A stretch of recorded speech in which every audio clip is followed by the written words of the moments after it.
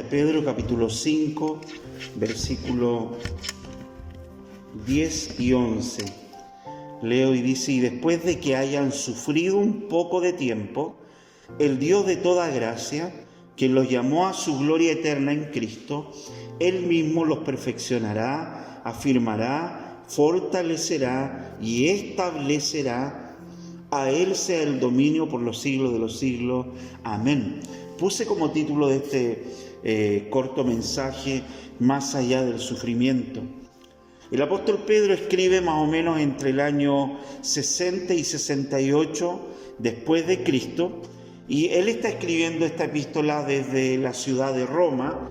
Si uno lee el versículo 13 del capítulo 5, él da a entender que está escribiendo desde Babilonia.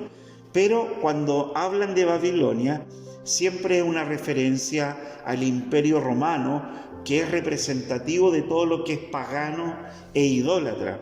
Así que lo más probable es que Pedro escribe esta carta desde Roma y la escribe a todos los hermanos que habían sido expatriados de Israel a causa de la persecución. Y yo diría que no escribe solamente a judíos, sino que está escribiendo mayormente a los gentiles en esta epístola. Si tuviéramos que describir cuál es el propósito principal de esta carta, yo diría que es alentar a los creyentes que estaban viviendo horas difíciles para que recordaran que Dios ha escogido el sufrimiento como el instrumento que Él usa para perfeccionarnos y llevarnos a la consumación de su reino eterno.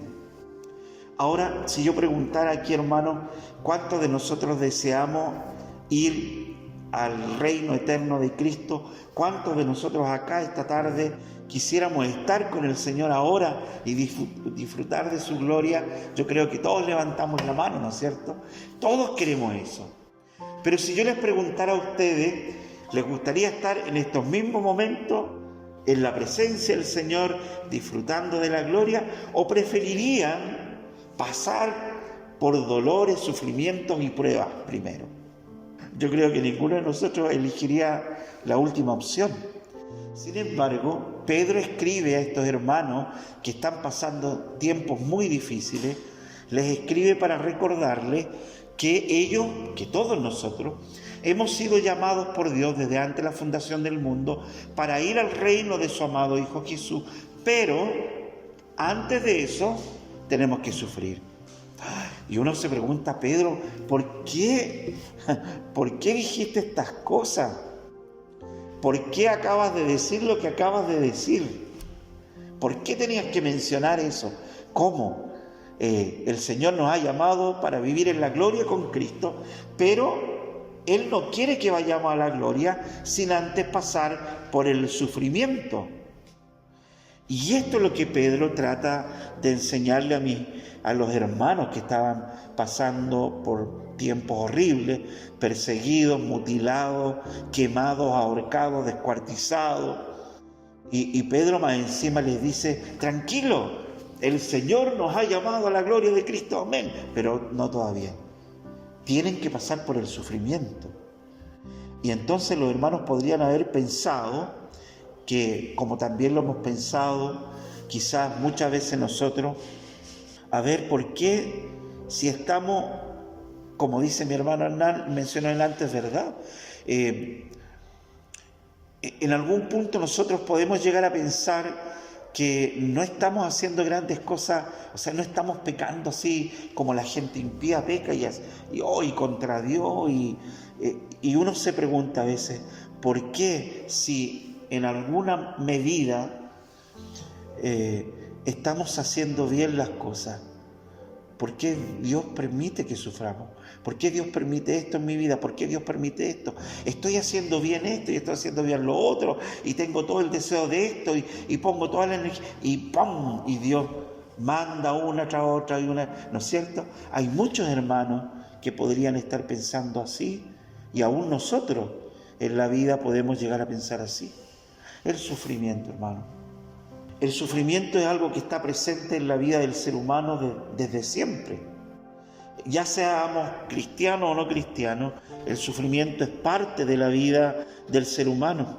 Pero desde una perspectiva bíblica, desde una perspectiva reformada, nosotros debemos pensar diferente, porque desde nuestra perspectiva reformada, el sufrimiento para nosotros no es un accidente, no es una fuerza sin ningún sentido, no es algo que nos cae así como de la nada. Uy, ¿qué le pasó, hermana Anita? No sabe nada, pastor, me estoy pasando por esta situación, pero de la nada. Y nosotros tendemos a pensar así. Pero desde el punto de vista de la Biblia, el sufrimiento no es un accidente, no viene de la nada, no es un algo que no tenga ningún sentido, sino que el sufrimiento nosotros como creyentes lo entendemos a la luz de tres cosas. Lo entendemos a la luz de la soberanía de Dios, porque nosotros creemos que Dios es soberano y que Él gobierna y controla todas las cosas. Luego, no puedo decir yo, es que esto se le pasó a Dios. Uy, me vino este tremendo problema.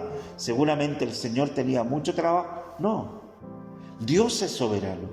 Así que el sufrimiento, por muy horrible que sea en la vida del creyente, tiene que ser entendido a la luz de la soberanía de Dios. Dios gobierna aún sobre el sufrimiento. Segundo, tenemos que entender el sufrimiento en base a la caída de la humanidad. El sufrimiento vino como producto del pecado.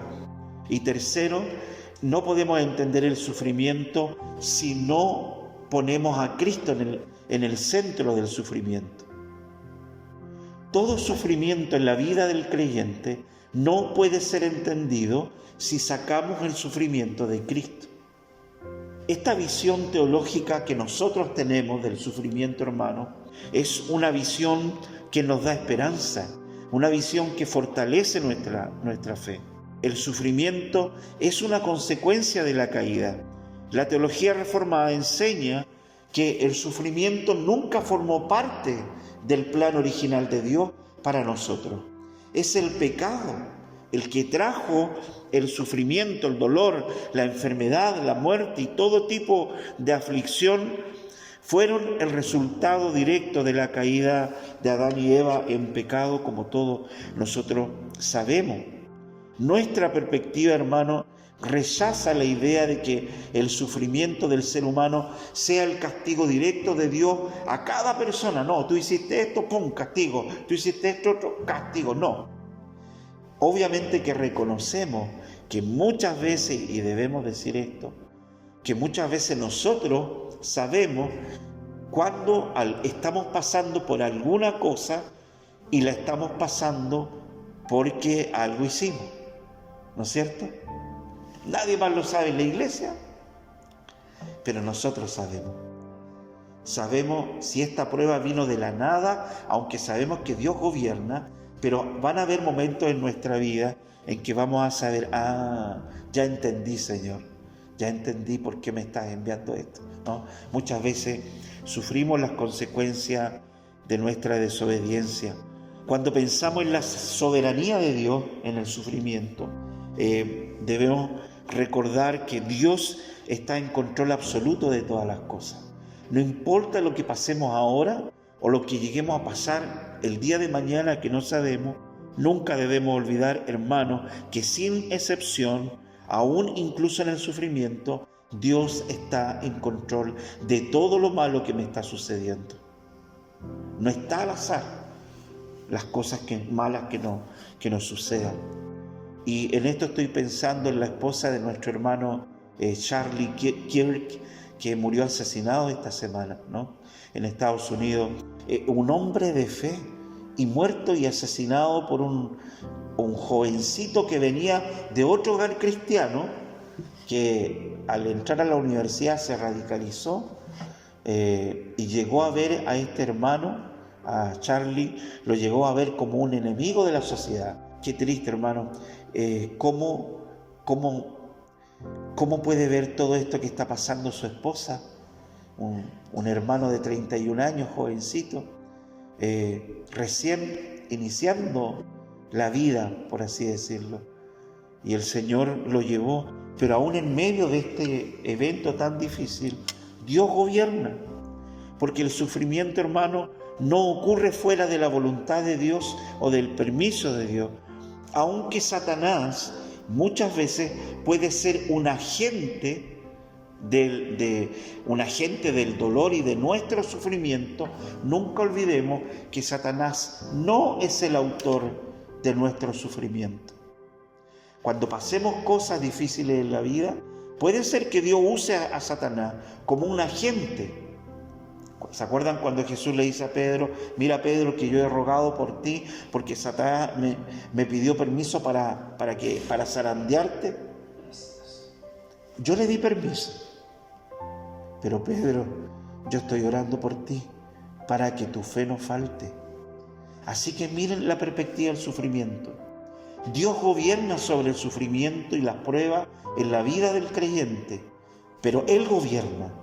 Puede ser que use a Satanás, que lo use, pero Satanás no es el autor de nada, ni es el que gobierna en el dolor o en el sufrimiento en nuestra vida.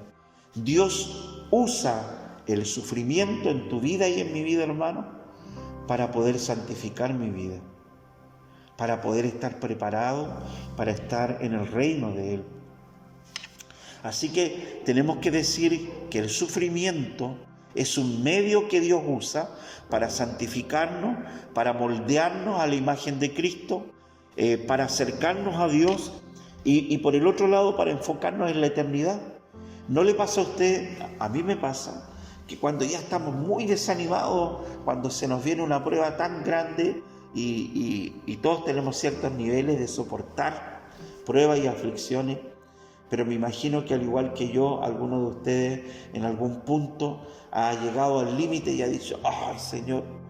Lo único que quisiera es estar contigo, ¿no es cierto? Soñamos y desear estar con el Señor en vez de estar en este mundo horrible, vil, con tantas injusticias o sufriendo tantas cosas. Así que el sufrimiento desde esa perspectiva también hace que nosotros anhelemos algo mejor. El sufrimiento y el dolor extremo en la vida del creyente le hace anhelar más estar en la presencia de Dios. Estos pensamientos tengo para este texto, si ustedes lo pueden ver en su Biblia, bien breve, hermano. Más el Dios, versículos 10 y 11, dice que más el Dios de toda gracia, que nos ha llamado a su gloria eterna. Aquí está el primer punto. Pedro le dice: el Señor nos ha llamado antes de la fundación del mundo, nos ha llamado para ir a gozar de Él para siempre, a su gloria eterna, en Cristo. Maravilloso hasta ahí, excepto después de la coma. Dice: pero después que hayáis padecido un poco. Ahora, en este versículo, hermano, Pedro increíblemente da una síntesis de todo lo que es el Evangelio. Todo el Evangelio resumido en este versículo. Porque él dice que hemos sido llamados, es decir, salvados, para tener comunión eterna con Dios, como dice la primera pregunta del Catecismo Mayor, en la consumación del reino cuando Cristo venga. Oh, maravilloso. Pero en segundo lugar dice que ese destino glorioso solo vendrá después que hayamos sufrido por un poco de tiempo. Es decir, hasta que Él venga, hasta que Cristo venga con su reino. Pedro dice: hemos sido llamados al reino de Cristo, fantástico, pero mientras que llega el reino tienen que sufrir. Pedro dice que Dios ha escogido el sufrimiento como agente para nuestra santificación. El hermano Hernán siempre recuerda la pregunta 1 del Catecismo Mayor. ¿Cuál es el fin principal del ser humano? ¿Cuál es? Glorificar a Dios y gozar de Él para siempre. Pero este es el tema. Está bien eso, pero ¿cómo podemos gozar con Dios para siempre si Dios es santo, infinitamente santo, y nosotros todavía estamos llenos de pecado? La única forma que tendría Dios para poder cumplir ese propósito es limpiarme totalmente y transformarme a la imagen de su Hijo Jesús, para que finalmente yo pueda entrar al reino y pueda gozar con Él por toda la eternidad. Así que hasta que Él venga, Dios ha propuesto limpiarme, hacerme madurar, que yo me caigo, que me levanta, que hago fuerza para no ir para allá, pero Dios me arrastra, igual me lleva hacia adelante, de triunfo en triunfo, y me hace madurar poco a poco, y me hace comprender sus verdades a través de cosas que pasan en la vida, y me va santificando. Y Él ha escogido como instrumento para santificarme hasta el día de la venida de Cristo, ha elegido el sufrimiento. Y este versículo oculta algo impresionantemente maravilloso. Mire, lo voy a leer. Dice: mas el Dios de toda gracia, que nos ha llamado a su gloria eterna en Cristo Jesús, después que hayáis padecido un poco de tiempo, después que hayan sufrido. Y luego de la coma, Él dice algo tremendo, mi hermana Anita. Dice: Él mismo os perfeccione. Esta palabra, que es en griego, que es katartisai, si yo la leyera directamente del griego, diría de la siguiente manera: después que hayáis padecido un poco de tiempo, Él mismo os repare. ¿Y saben por qué? Porque Dios usa el sufrimiento en la vida del creyente para hacerlo más como Cristo, para hacerlo madurar, pero el sufrimiento nos quiebra y nos rompe. En nuestras iglesias alrededor del mundo hay muchos creyentes, hay muchas personas que llegan al Evangelio con sus vidas rotas por algo que pasó en tal oportunidad, cosas que pasaron en la niñez, cosas que a lo mejor hemos olvidado, pero que sí nos rompieron, y llegamos rotos al Evangelio. O van a haber cosas que aún en el mismo caminar del Evangelio, hermano, puede ser que Dios tenga algo preparado para tu vida o para la mía, que de la noche a la mañana te rompa.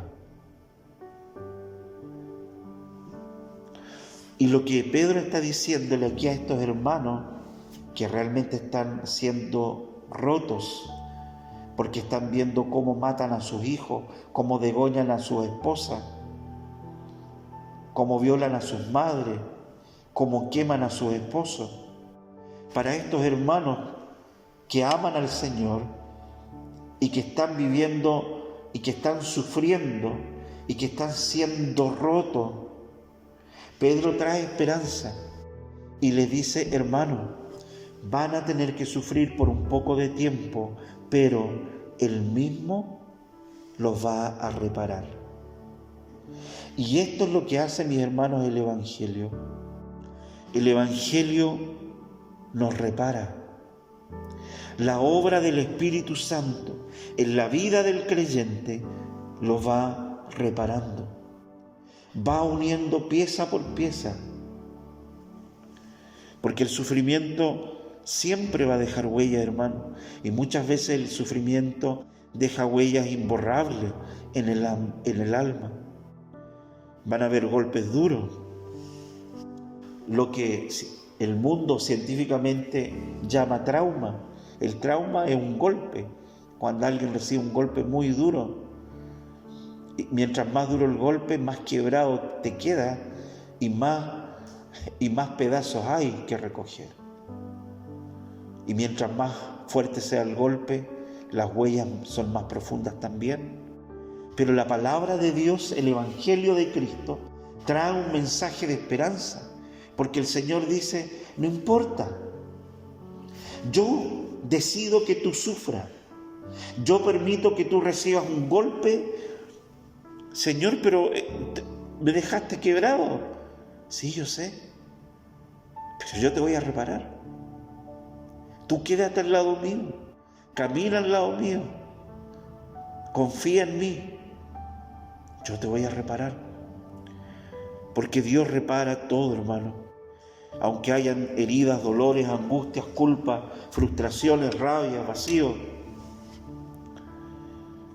que provocan muchas veces incluso enfermedades, traumas en personas y en niños que los deja desintegrados. Sin embargo, el Evangelio de Cristo promete reparar, promete sanar, y no solamente devolvernos a un estado original, sino que a un estado superior, glorioso, a la semejanza de Cristo. Así que Pedro está diciendo que en su misericordia Dios toma al pecador caído y lo limpia, lo santifica, lo repara y lo transforma en lo que debe llegar a ser. Dios usa el sufrimiento para quebrar mi vida, para romperme, para que yo pueda experimentar el poder sanador de Él, el poder restaurador de Él, para que yo entienda que fuera de Él yo no tengo nada. Y que Él tiene que romperme para hacerme de nuevo, porque Él quiere que yo sea más como Cristo. Hay una antigua traducción que no aparece en la Biblia, ni siquiera en los celulares, de esta misma frase que dice, y Él mismo os perfeccione, lo que en griego literalmente significa y Él mismo os repare. Hay una antigua traducción que da como la siguiente idea, dice, Dios se ocupará de que todo esté nuevamente bien. Dios se ocupará de que esté todo nuevamente bien. Así que Pedro termina su exposición en el verso 11, diciendo, a Él sea la gloria y el imperio por los siglos de los siglos. Amén. ¿Y por qué termina diciendo y mencionando el imperio?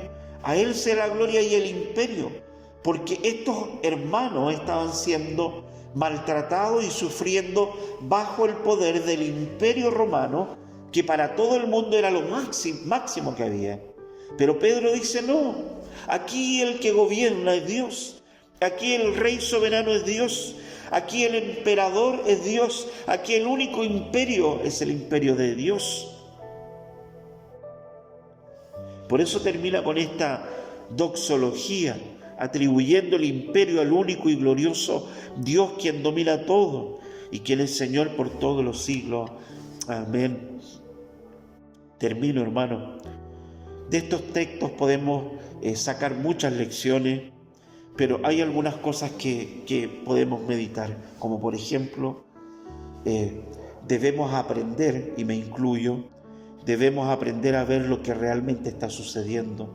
Verán ustedes, y ustedes saben que todos hemos pasado estos años, ya llevamos 2, 3 años, de una u otra manera, ataque al pastor, ataque a las familias de la iglesia, ataques de una u otra manera que nadie nunca se había imaginado. Y en todo este tiempo yo me considero un ignorante porque me ha costado mucho aprender a ver lo que realmente está sucediendo. Y hermano, esto lo digo por mí y que nos sirva a todos, porque el dolor, las pruebas y las complicaciones de la vida a veces nublan nuestra visión espiritual, nos nublan de tal forma que no vemos lo que realmente está pasando. Uno ve solamente lo que uno está experimentando. Oh, me pasó esto, oh, pero ¿cómo es posible? Ay, papá. Y uno ahí se da vuelta en su dolor, en su sufrimiento. Pero ¿qué crees que está realmente sucediendo a tu alrededor? Esa es una buena pregunta. Y esa pregunta no tiene respuesta, a menos de que nosotros volvamos a la respuesta original. Dios gobierna. Dios gobierna.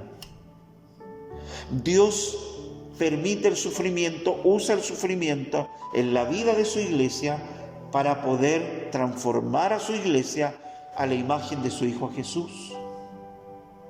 Dios podría haber escogido cientos de instrumentos, cosas buenas y cosas bonitas, pero escoge el sufrimiento. ¿Y saben por qué escoge el sufrimiento? Porque para llegar a ser como es Jesús, yo tengo que recorrer el mismo camino de Jesús. Y el camino que llevó a Jesús a la cruz no fue un camino de rosa, fue un camino de dolor, de humillación, fue un camino de traición, fue un camino de dolor y angustia, de frustración. Es como que nosotros nos pudiéramos preguntar, ¿no? ¿Qué es lo que creemos que realmente está sucediendo con nuestra pequeña plantación en Chillán? Y uno podría tener la vista nublada y llegar a pensar, en algún momento yo lo he llegado a pensar, y uno ve derrota, fracaso, decadencia. ¿Pero es realmente lo que está sucediendo? Porque quizás si tenemos fe, lo que vamos a ver no va a ser eso. Lo que vamos a ver va a ser que hay luchas espirituales, que hay conflictos y ataques del enemigo, pero al mismo tiempo hay avance, hay triunfo constante, hay un plan eterno que no tiene obstáculos. El reino está siendo atacado, pero al mismo tiempo está creciendo. Es verdad que hay oscuridad, pero en medio de esa oscuridad hay más luz. Es verdad que hay presión constante sobre nuestras vidas, pero esa presión nos hace madurar y crecer más para que avancemos y no nos estanquemos. Mis hermanos, las pruebas y el sufrimiento para nosotros como creyentes siempre nos debe llevar a estas preguntas. ¿Qué ves al final del pasillo? Esa es una pregunta buena que yo me he hecho. En medio de mi sufrimiento, de las adversidades que pasemos todos, hermanos, ¿qué vemos al final del pasillo? ¿Vemos fracaso y ruina o vemos gloria y triunfo? Si nuestra fe está fundada sobre el Dios que lo gobierna todo, entonces no nos queda otra que ver solo gloria y triunfo. Las demás cosas Él las está usando para el avance de su reino y para hacernos madurar a nosotros también.